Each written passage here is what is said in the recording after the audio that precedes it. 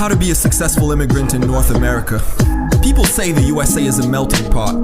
This is what I picture when I hear that hellish thought as a description. A bunch of monstrously obese, morbid European corporate leaders, politicians and coarse elitists, hegemonically chopping up all the diasporic ingredients in a pot with a lot of genetically modified, salty and oily, deep fried and boiled pieces of rotten meat from all of the tortured peoples and slaughtered species bordering extinction.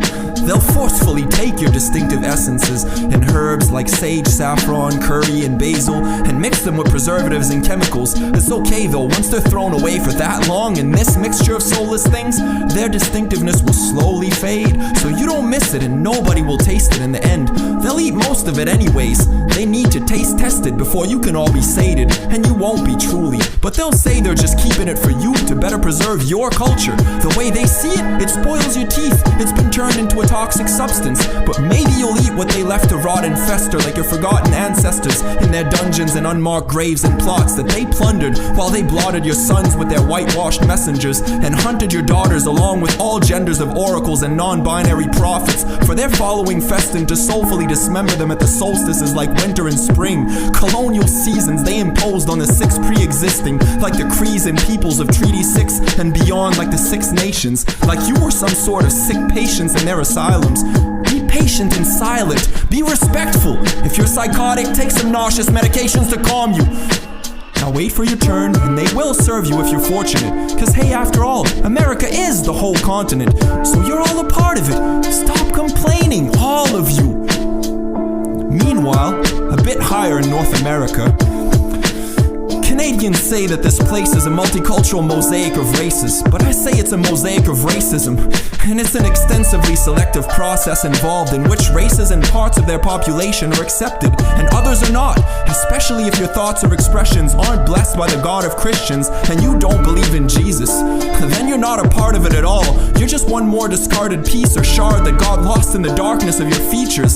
See, natives and Métis aren't seen as Canadians when they starve in the streets or try to barter for the peace or change that nobody seems to offer or bother to keep in store for rainy days when it's cold and dark.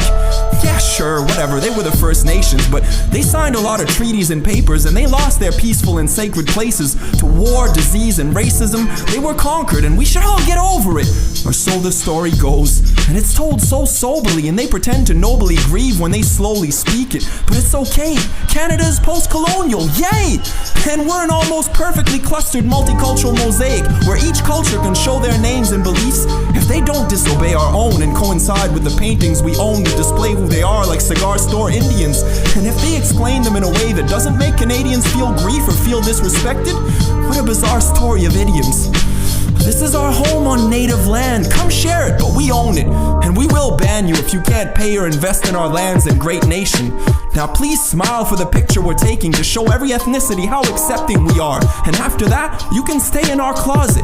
It's decently sized and there's a lot of space for your thoughts inside it. Now pray to God and be prosperous.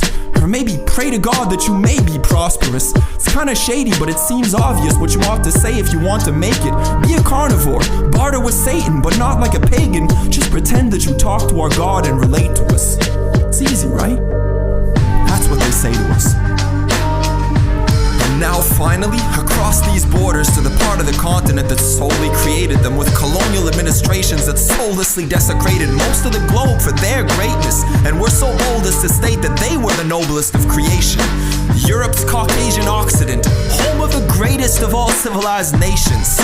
So they say, and if you're applying for immigration in these parts, you need to try to relate a lot harder than previously applies, and specifically as always, and there are not a lot of exceptions. If you're Islamic or Gypsy, this is probably predictably impossible, unless you're statistically a part of such a microcosm of these nations and tribes that happens to be a postdoctoral scholar, an author, and a Nobel Prize laureate, along with perhaps a polyglot, a translator, and a prof, and maybe a few more aspects relatable and laudable.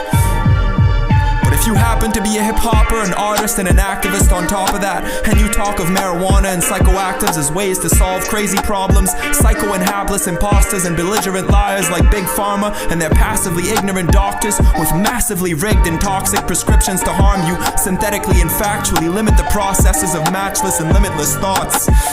Mad Christians from the populace that existed in Caucasus and prehistory will call you blasphemous and appalling, inadmissible like the ghastly, limited, narrow-minded and harrowing scientists clearly trying to trap you in infinitely terrible mirages they call empirical science or academics. Obviously they never heard of the concept of science fiction as speculative, time travelers, quantum physics, or progress that's logarithmic. Say sayonara to your happy karma, honestly, that's not just statistics, that's a promise from the God of the West. It's not gonna happen for you, it's always a test.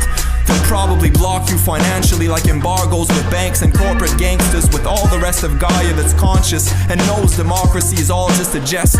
Cops will always arrest or harass you. Colleagues will be morbid and skeptic when they razz you. Family will warn you of stats and problems they're fond of manifesting when they constantly talk about them as facts, till that's what they are, as plans destined. But at this point, a sorely lacking and bizarre yet also handsome existence will be what you always actually plan to expect. People will ask you to answer questions about ethnicity, linguistics, resistance, and the math of destiny, and many will actively discredit you as you answer them, and laugh your ass off at the idiocy of humanity's recessive genetics, grasping onto the strand that economic dominance and egocentric prominence equals godly status. Regal sentience, incompetence, and non-conformity and non-compliance means that you will fall to the bottom and be a lost cause while they walk on fecal stretches of waters made up of bleached and modest droplets forgotten. Welcome to the Western hegemonic system, our blessed brethren and sistren and non-binary citizens. This is your map to this section of the Occident. Do not hesitate to knock at random doors and rely on the kindness of all. Request any form of assistance you can ponder or think of, and rejoice in this kingdom.